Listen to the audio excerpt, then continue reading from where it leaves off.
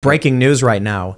This just happened apparently on Tucker Carlson. Vivek Ramaswamy announces 2024 presidential bid. Just a moment ago, Ian was talking about a potential underdog. I think that was you, right, Ian? I think Bill brought it up. You brought up an underdog or someone coming in, and we said, yay. Are you or psychic?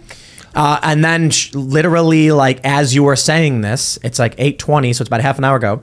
Conservative author and businessman Vivek Ramaswamy announced Tuesday he is running for president in the 2024 race. I'm assuming as a Republican if he's launching on Tucker. Quote, "We're in the middle of this national identity crisis, Tucker, where we have celebrated our diversity and our differences for so long that we forgot all the ways we really are the same as Americans, bound by a common set of ideals that set this nation into motion 250 years ago.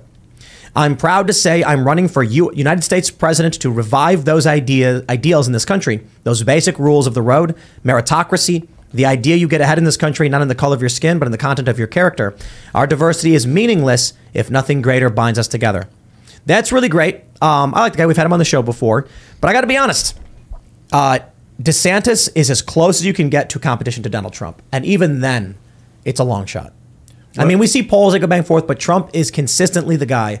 And I think the reason is Trump woke up a lot of voters who did not vote before, but now are, and they are loyal to Trump. You also need someone with hundreds of millions of followers to have any chance to come out of nowhere. So you need like a mega influencer like The Rock or someone like that. On that level, I'm not saying that he should. Oprah. But Oprah, yeah, exactly. You need to be at the absolute top tier of, you know, online personality to come out of nowhere. Why would anyone want to be president? Well, that's what I keep thinking. Not everyone wants to be president, but some people want to launch a presidential campaign, get the exposure, and then produce another book or get a show on a Fox or whatever they're doing. I want to be like, we are diverting funds to East Palestine. We're going to use some experimental technology and see if we can pull this chemicals out of the river with magnets. We're doing it, and we're sending $600 million into this. Thank you for your taxes. And that I want to be able to do that, and I think the president can do that kind of thing. I don't want to get killed off. Do you want to do all the other stuff that the president has to deal with too? I don't want to do it. No, I want to play Divinity too, but I feel like I have to get it done. So as everybody knows, I'm watching Yellowstone. I'm on season 5 now, and it's really great when the main character is now the governor, John Dutton, and then it's like you have a meeting with this group, and he's like, "Why?" And they're like, "Your advisor's plan." He's like, "Fire! No one told me that." And he's like, walks in the room, "You're all fired. Get out." And basically they're telling him like, "Here's your new policy initiative." And he's like, "No, it isn't. I never agreed to that." That's how it is. The president, you're going to walk in and they're going to be like, "Here's your plan for schools. You got it." The CIA is going to walk in and say, "Here's the war action you're taking in Afghanistan." And you're going to go, "Sure." Donald Trump was probably the first guy in a long time to go, "Excuse me, no, not my plan. You're fired." And they got mad. Because, like, if you don't repurpose the war, because I'd be like, okay, Lockheed, we're going to repurpose the weapons. Let's blow some chemicals up on Mars and heat up the atmosphere. But they might be like, well, if we do that, then the Chinese are going to take Taiwan, the Russians are going to take Crimea. Wait. If we nuke Mars? If we redivert the military-industrial complex into something less violent and start using its thermonuclear capabilities to heat up the atmosphere on Mars, for instance, as opposed to killing people on Earth and laying rubble to cities, that's at least a use of the materials so that they can keep making money. But the argument might be like, well, then Russia's going to take Crimea and then Poland's next. Like, you need to defend against psychosis, maybe. And then it's like, at that point, maybe I do. Maybe the military-industrial complex is legit. Who do you guys think Trump picks as VP? John Dutton. I'm just kidding. In the real world, who do you think? I mean, Kevin Costner would not be a bad pick. He's amazing. Liberal, isn't he? No, the thing is, I think that John Dutton, when he accepts that he's going to be governor, like, "I am the wall that progress smashes against" speech is. Oh, right. It's one of the best speeches I've ever heard in TV. That doesn't mean anything. I don't watch a lot of TV, but.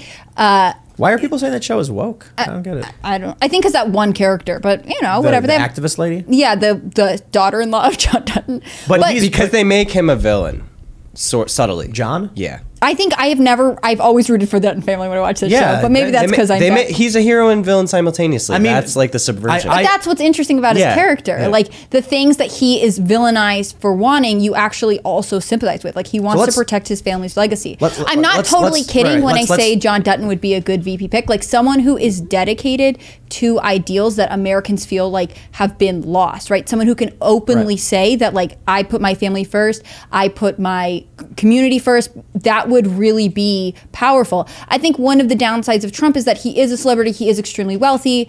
I mean, Pence, there's no way he comes back with Pence, right? And the other thing is that Pence hit the Christian conservative Midwest, triangulate that they wanted, but he wasn't enough of a personality to balance Trump. And I think that is why they picked him. On the other hand, Americans want to know that there are other people like Trump. So it's got to be DeSantis. You think so? If the ticket was Trump DeSantis, they could win. I think it'd be solid. It would be. I would imagine. Let's do this. You ready, guys? If it's Trump DeSantis on the ticket, we're talking 49 state landslide here.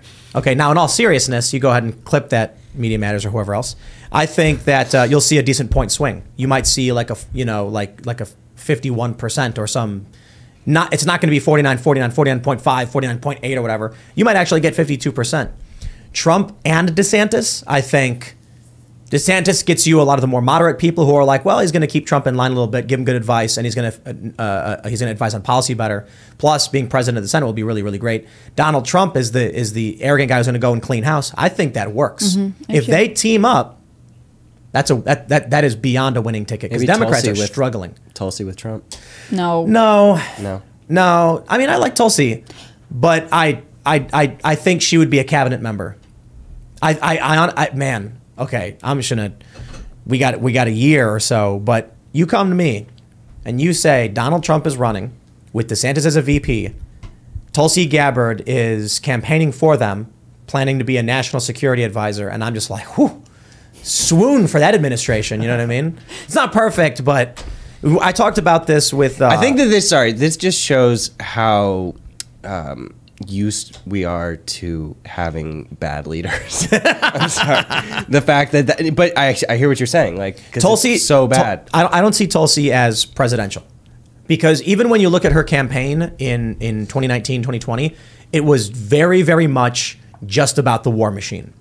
And I can respect her position on that. I think she's great. She's come around on a lot of issues too. She was pro gun control. Now she's eased up on it.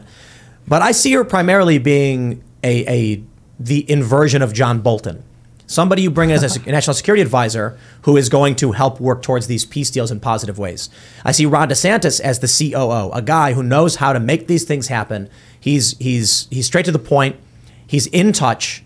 Donald Trump is he's literally, even right now, the CEO. He's the crazy guy with the vision who says, this is what the people want. This is what we got to do. He likes to sit around watching Fox News. He's not going to be the guy to go out and lift the heavy rocks and get the job done. That's going to be a DeSantis. And then with the Tulsi Gabbard on national security, oh man, I mean that would just be A++. I think they would. What about Tucker?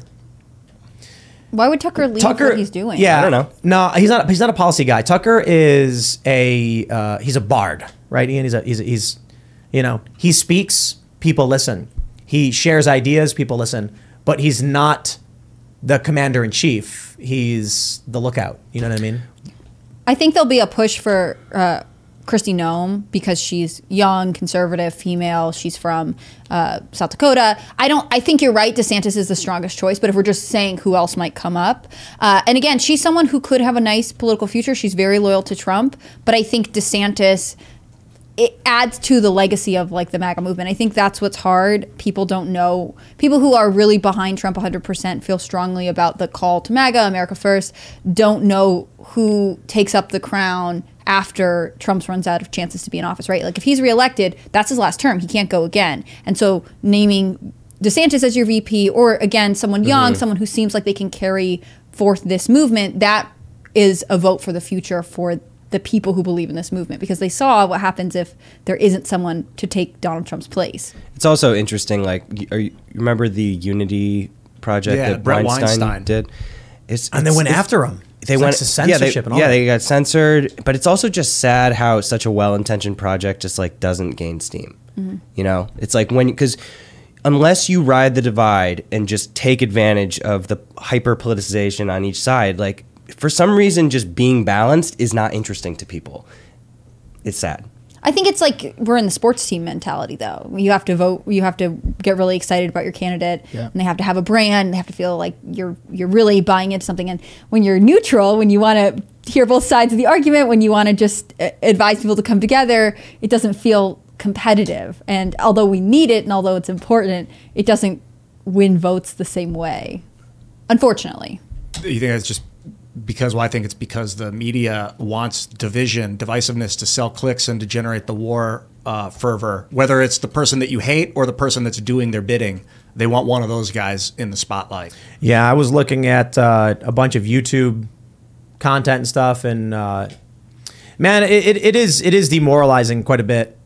I see so much content on Twitter and on YouTube and on Facebook that is beyond clickbait hyperbole, right? I know, like, you know, the title of this video right now is like Russia ends last nuclear treaty, Trump warns of World War III. Those are literal things that happened.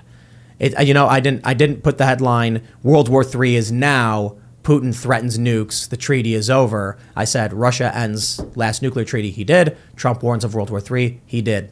Granted, I want it to be like enticing. I want to grab your attention. But man, I got scruples, and I'm looking at a lot of people, and they'll get more views by saying something more like World War III just started, Vladimir Putin threatens to nuke after dissolving treaty, Donald Trump is terrified, or something, like really just driving it. And that's not even the most extreme. Like, the example I see often is like some dude will, you know, trip and fall, and then the video will be titled, dude gets into horrific accident, grotesque injuries, morbid, and then you click it and it's a guy like rubbing his shin because he bumped it into a curb or something. It's like the stuff that gets attention, what everyone's driving for is the most extreme headline. And so one of the problems we have right now with news, in order to attract attention, you have to one-up yourself every single time. Thus, the narrative emerging on Twitter is increasingly getting unhinged, and we're addicted. We need more. We need more to trigger that dopamine. Thanks for watching this clip from the Timcast IRL podcast. Hang out with us live Monday through Friday at 8 p.m. and become a member over at timcast.com for uncensored, members-only shows exclusive. Thanks for hanging out, and we'll see you all next time.